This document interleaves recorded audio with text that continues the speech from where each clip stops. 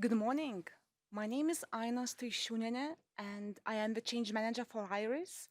And I welcome you to the online training session on how to request scientific advice for veterinary medicines using the new online process via the Iris platform.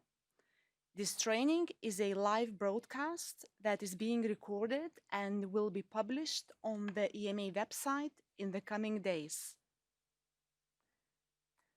The objectives of this training is to give you a quick summary of the registration steps that you need to complete before you can prepare and submit your application via the IRIS platform. The main focus of this session is to demonstrate how to use IRIS to create and submit initial and follow-up scientific advice applications for veterinary medicines. And at the end of the session, we will inform you where to find relevant user guidance or seek support for technical or business related questions. We hope that by the end of this session, you will be able to have a basic understanding of registration steps you need to complete in order to access IRIS and submit your application. Understand how to use the IRIS platform to create and submit a scientific advice request for veterinary medicines, and to find user guidance material and know who to contact for support. Before I give you a summary of the IRIS registration steps to access IRIS, I would like to give you a quick overview of the IRIS platform in case you did not manage to attend the previous training session on the IRIS registration process that took place on the 24th of September, and where we have explained IRIS in more detail. This training is now available on the EMA website in case you would like to refer to it. IRIS is a secure online platform for handling product-related scientific and regulatory procedures. The platform is currently used for orphan designation and parallel distribution regulatory procedures, and very soon for scientific advice. IRIS is also used to request briefing meetings with EMA's Innovation Task Force, and also for general procedures such as to request research product identifiers for new products or change of the name and address of applicant for regulatory entitlements. The IRIS platform comprises four components, so to say websites. A submission platform, which is accessed by industry stakeholders to submit the applications online. Then an evaluation and validation platform, which is used by the EMA staff to evaluate received applications. The European Medicines Regulatory Network users collaborate via the network portal to assess those applications in order to provide an outcome of the scientific applications. And then the fourth website is SharePoint, which is a secure platform to store documents as well as collaborate on them. These components are based on a suite of cloud-based Microsoft products, such as Microsoft Dynamics 365, Office 365, and so on. We hope that you will find IRIS user-friendly and it will help you to be more efficient when you need to submit scientific applications to EMA. Now, for you to be able to prepare and submit any application using IRIS, there are a few registration steps that need to be completed prior to that. It is very important to note that the registration needs to be done only once, and then it will allow you to submit any type of scientific applications now and in the future. To access and use IRIS, you have to have an EMA account. Your organization has to be registered in the EMA Organizations and Management Service, so to say OMS.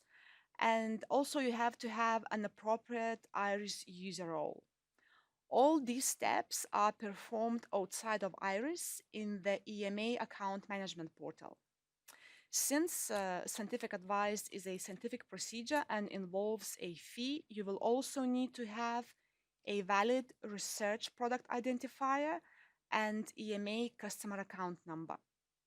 I strongly encourage that you refer to the quick interactive guide to IRIS registration process to understand the registration better. And for more detailed information, please see the IRIS guide to registration. All of that is available on the IRIS website.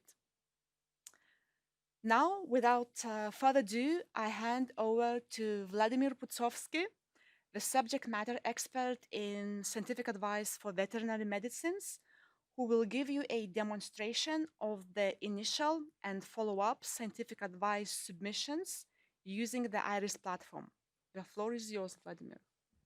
Good morning, everyone, and welcome to this session. Thank you for joining us. As Aina said, I will be showing you first the how to submit an initial veterinary scientific advice request, and then I will briefly show you how to submit the follow-up request.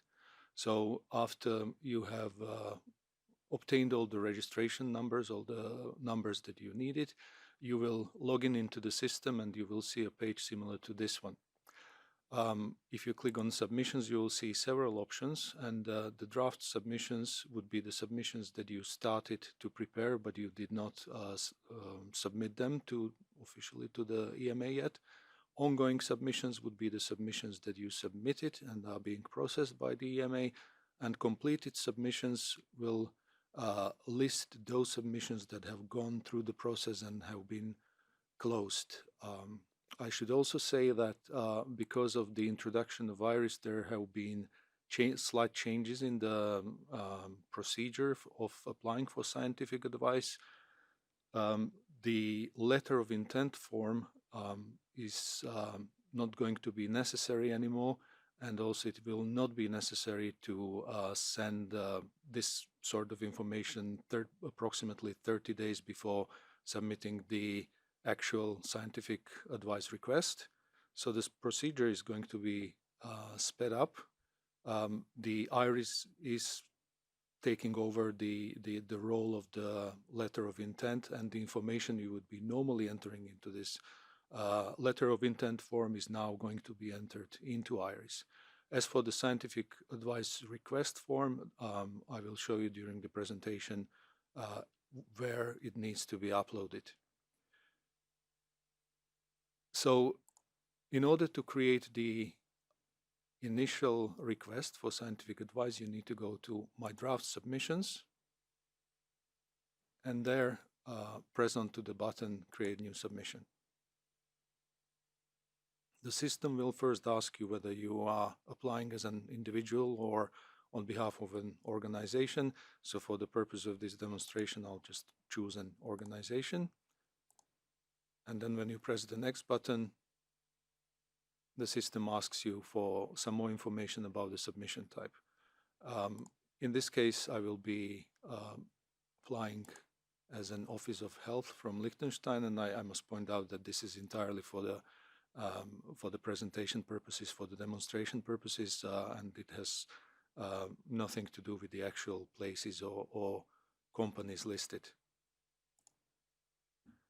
Because many of you come from the companies which have sites at various locations, there is a need to specify a location from which you're applying, and then the submission type. You will see a number of submission types listed. Some of them are relevant only to human scientific advice. For veterinary scientific advice, there is a follow-up scientific advice veterinary option, but I will be using in the first part of the presentation, initial scientific advice veterinary. So you select that option, and then you will have in each of your organizations a manager who is responsible for submitting applications.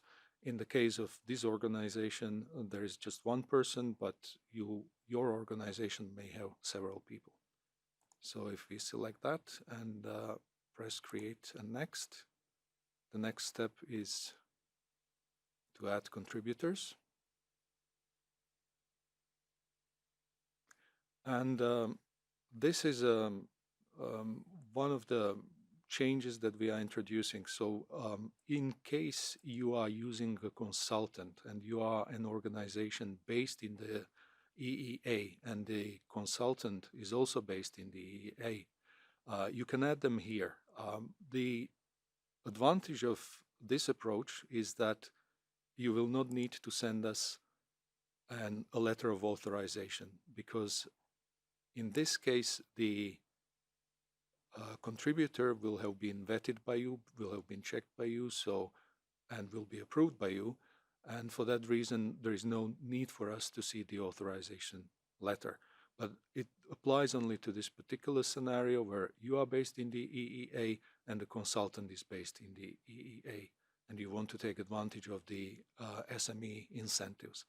There's nothing in this list, so I'll just close it, but this is where a consultant would need to be entered if you were in that sort of scenario. So now, after that information, initial information has been entered, you need to press the button Continue to Submission Form. Okay, so after the system has initialized, you will see this main page, where you have 11 options, 10 options, and you will see that only the administrative information and selection of primary RPI have been activated. So first we need to receive this information before the other parts of the submission form become available. So in the administrative information, by this point, you will have your customer account number. And here we ask whether you are registered as a small or medium enterprise in the EMA's SME register. So for the purpose of the demonstration, I will select yes. If you select this option, you will need to enter your SME number, and this number has a special format. So if this format is not adhered to, the system is checking the entries, and it will come up with a mistake. And also the indication of SME type. In this case, as previously mentioned, the scenario where you are both your consultant and you are EEA based, you enter that information in the contributor. For all the other scenarios, you select that scenario here. So for this demonstration, I will select that you are an organization which is outside of the EEA, and you are using a consultant which is based within the EEA. We collect also the information on whether we receive requests from academia, but I will select a no there. When you are using a consultant which is based in the EEA, linked organization information is the section where you enter the name of that organization. We have a list of these organizations, and in the list you can find the organization you are using, select it, and then provide their customer account number. Again, it has to be a number which starts with 4 zeros and a 6, and then 5 additional digits. If this organization has an SME entry, then it needs to be indicated here with a yes, and then again a number for that SME has to be entered in the next text field. And also the indication whether they are part of academia or not has to be entered as well. In the financial reference and contact point section, purchase order number is optional. If you have it, please enter it here. If not, it can be supplied at a later stage. But we do need the details of the contact person and also their email and telephone number. So once that is entered, you hit save and return. And as I said, the format of the entries is being checked, and because there was a mistake in this entry, before you can proceed, you need to rectify the error and then press Submit again. After that, you can select your primary RPI, Research Product Identifier, and the system will be showing you only the RPIs, only the products which are associated with your organization for obvious reasons. So let's select this one. There can be only one primary RPI for the scientific advice. Then you save and return. And after these data have been saved, you'll see that additional options will become available, and then you can start to work on any of them. I'll take it in the order in which they are listed. So then there is possibility to enter additional information on the product. From the RPI number which we have in the system, we can copy the information about the actual code for the number, the primary RPI name, and the mechanism of action.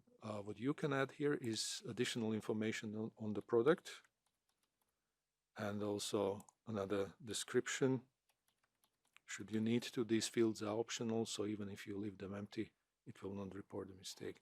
And also you can indicate the type of product, so we can select chemical here. There is also a possibility to enter enabling technologies for the product. Some of these technologies will have been defined at the level of RPI, but should you need to add some more of those, you can add them in this table, and you can select multiple entries and then click the add button to add them to the existing list. Once that is finished, of course, system will not know whether you are finished with adding the enabling technologies or not, so you need to indicate that. If you leave this field unticked and you click save and return, the green tick that normally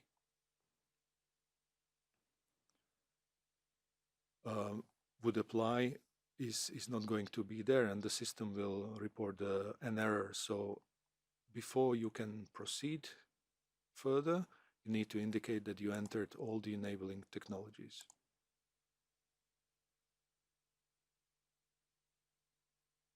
And after that step is finished, then we return to the main screen, and there is an option to select additional RPIs. In many cases we have seen so far, there was just a single RPI to which the scientific advice request was related, but there is an option to add related products. Obviously, this cannot be completely different product which would be within the same scientific advice. It has to be some product which would be similar to the product, to the primary RPI. So I will select this one, and this is how you add them, by selecting, and after they are listed, again, there is a confirmation that you need to tick that you included all the RPIs you wanted. So this is an optional field.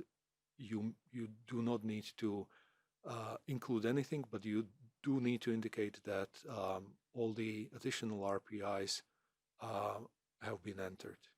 And then again, save and return, which brings us back to the main screen. And in the main screen, in the procedural information section, you can indicate whether you require a preparatory meeting.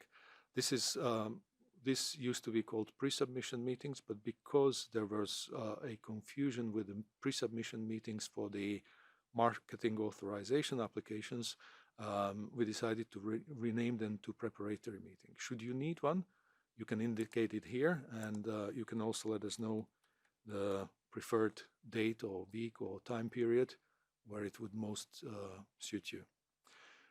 Marketing authorization status gives us information on whether you are applying for scientific advice for the product which has already been registered or which is going to be registered.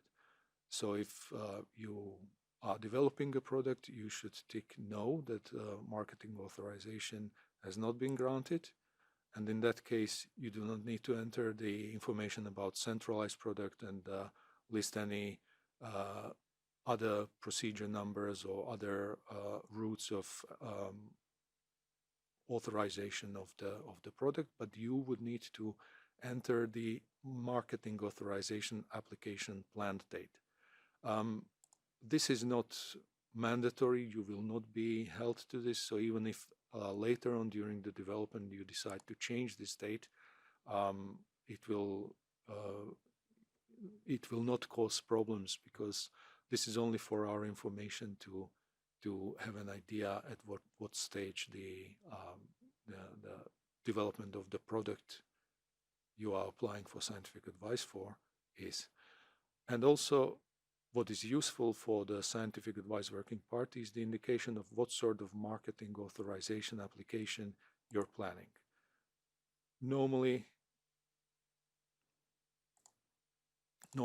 there would be an indication of a centralized application or mutually recognized route, but that is not available now, so we will skip that and go to MUMS information. And in this part, the MUMS classification can be indicated, and if your product has been awarded this classification, in this place, the MUMS number or the reference number will be entered. Again, this is entirely fictional list of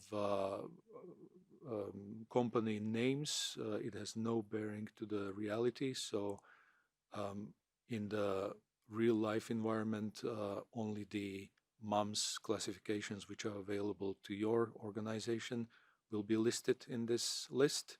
So I will select just a random one here, and in the indication of the type of incentive, you can indicate whether it's a data reduction or you have financial incentives as well.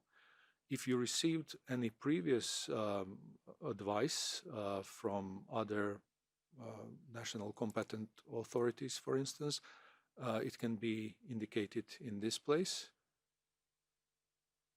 The advice number is optional, but we would need to know from which country it was received. And if you and the date of receipt of the advice. Again, if you enter the date which is in future, the system will warn you that these dates have to be in the past, and any comments can be added, and they're optional. But if you try to add it, you will get the message the date of advice cannot be a date in future, so it needs to be amended. After that is done, the system accepts the entry and then lists it in the list of previous advices received. After that is finished, you press save and return. That brings you back to the main page. And in the section on scientific information, the data is entered on the proposed primary scope, and this can be three options: treatment, diagnosis, or prevention. So we'll put prevention, and then primary condition, basically a disease that the product is supposed to prevent. And also there is an option to enter the VEDRA code, and here you can look for VEDRA terms using the wildcards. So for instance, if we look for anything related to infections, we will get a list of all the conditions that have to do with that. So let's select bioderma. And also you can add additional conditions or indications for this product. And again, proposed scope could be, for instance, treatment, and the indication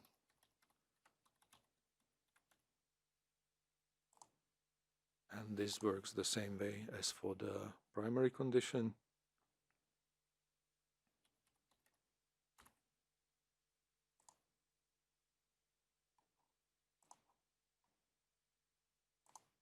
And after selecting it and pressing the Add button,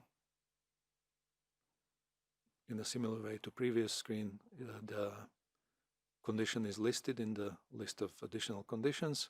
And then in another section on the scope of advice, You will know this from the letter of intent form and the scientific advice request that an area of advice needs to be indicated. So there are altogether 6 areas of advice: quality, safety, efficacy or clinical development, maximum residue limits, bioequivalence for generic products, and also recently added preliminary risk profile for new antimicrobial substances or veterinary medicinal products. You need to indicate for each one of them whether your scientific advice requests falls into that area. So let's indicate it for quality, and for efficacy, clinical development,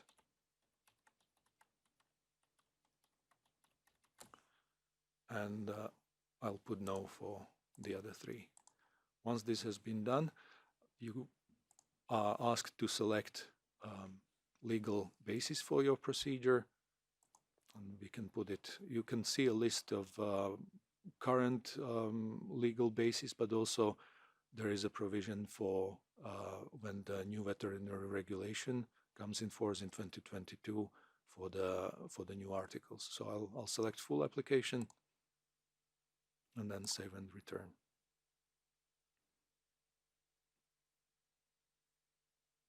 Once that is entered, in the section on documents from applicant, there will be a facility to upload the files, and this is the point at which, by pressing the add files, you can choose the files and upload the scientific advice request form, which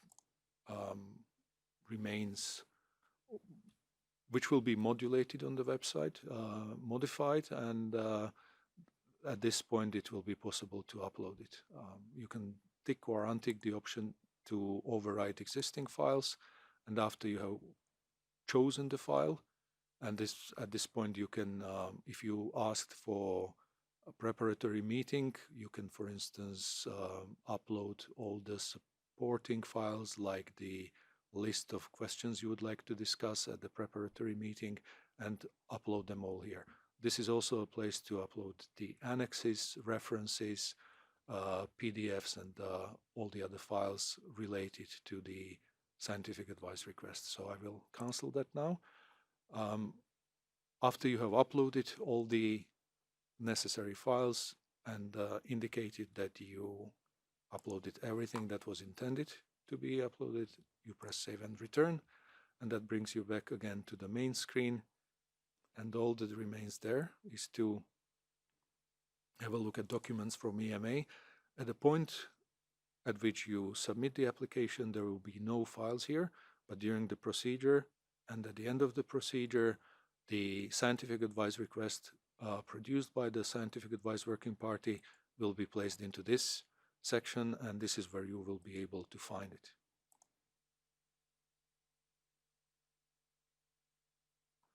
Lastly, a declaration at the end of the process is about the fee, that you understand that the fee has to be paid on validation outcome. But at this point, I should warn you that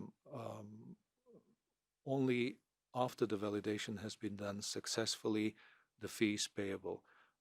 If for some reason the validation is unsuccessful and you withdraw the application, no fee will be payable.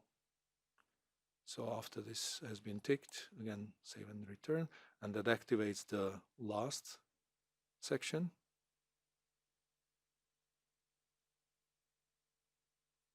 which is the section on submitting the application. And again, there is a warning that when you press the submit application button, the application will be locked. We have already received questions from the industry about what happens if you asked for preparatory meeting and you submit the application. The answer is the application will initially be locked, but then after we see that the preparatory meeting has been requested, and after holding the preparatory meeting, the application will be unlocked again to allow you to make modifications to your application. And only after that, after you submit the modified request, the application will be locked again. So after this is ticked, that you confirm as the person who is authorized to sign that application, or if you act on behalf of the sponsor, that everything what you intended for it to be there is there. You can press the submit application button. It comes up with an additional window, the last chance to go back and review the application. If you are sure that you have submitted everything and the application is ready, you press the submit button, and the submission is sent to the system. It takes several minutes for it to appear in this list of submitted ongoing submissions. But eventually you will see it in this list. In the meantime, I will show you how to submit a follow-up application. Again, to do that, you go to My Draft Submissions, and then in Create New Submission, the steps are similar to the initial submission. You need to select whether you are applying as an individual or an organization.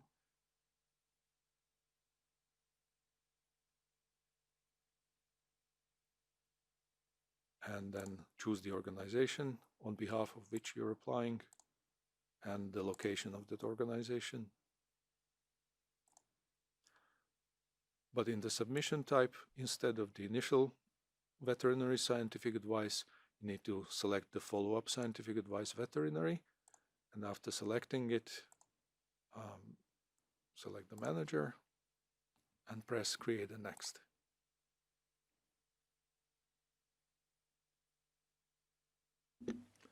After that, there is a chance to enter additional contributors again. This time we will not be adding anyone, and we will continue to the submission form.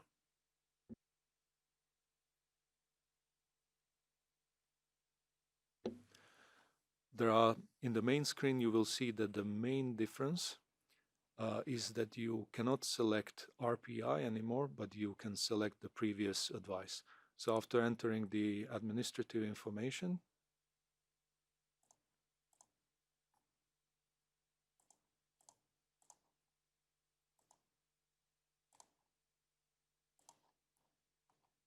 I will just quickly go through these options.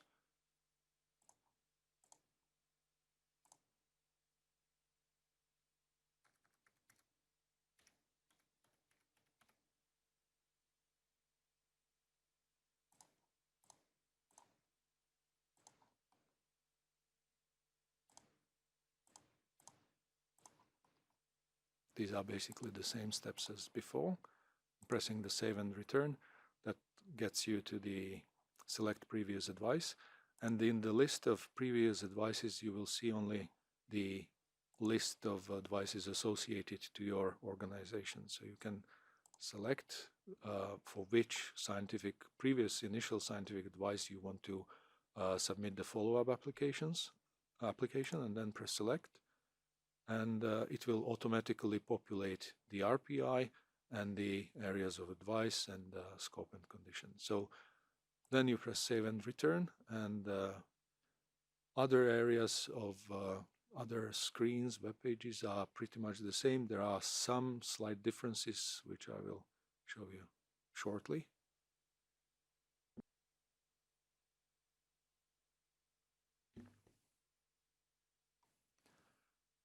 In the section on the additional information on the product, it is the same as with the initial applications, so I'll just press return. On procedural information section, it is again the same whether you require a preparatory meeting with the marketing authorization status information and the information on MUMS and previous advices, so it is the same as for the initial advice. In the scientific information section, there is a difference in that because this is a follow-up advice, it has to fall within the same scope of advice as the initial advice. So there is no opportunity to change the scope there. The only thing is to, if in the meantime the planned legal basis of the procedure has changed, you can indicate it. You can indicate it here, and then save and return.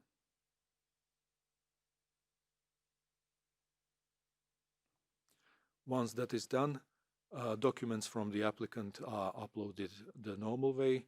Documents from EMA will be empty and it will be populated during the procedure. In the declaration section, again, you need to tick the option that you understand that the fee is payable upon validation outcome. And then having filled in all the sections, again, submit application will become active and it will enable you to submit the follow-up application. Obviously, you're aware that there is a clarification available, but because this procedure is relatively simple, for clarification procedures, what you would need to do is write to vet scientific advice at ema.europa.eu and send the advice via email. So that is all from me. Thank you for your attention and goodbye. Thank you, Vladimir. To conclude this training session, I would like to draw your attention that if you do not remember anything, please remember this. Read the guidance, which is available on the IRIS portal homepage. For an overview of the registration process, refer to the quick interactive guide. And if you need more detail, there's another guide on the IRIS registration with more steps, including the screenshots. But the guide for you to help you to submit an application is the IRIS guide for applicants for scientific applications. We also encourage you to visit IRIS forums that we continuously update with the new information, including frequently asked questions. And if you cannot find the support you need in the IRIS guides provided or in the forums, then please contact the EMA service desk. The EMA service desk is the only channel through which you can get the technical assistance with IRIS registration or assistance with the use of the IRIS platform. The veterinary scientific advice mailbox can be used for questions related to the veterinary scientific advice business process. We thank you for your attention. We hope that you found this session informative and worthwhile. As mentioned, this training session will be published on the EMA website in the coming days. And if you have any feedback that you would like to share with us, please write to us at iris@ema.europa.eu. Thank you. Goodbye.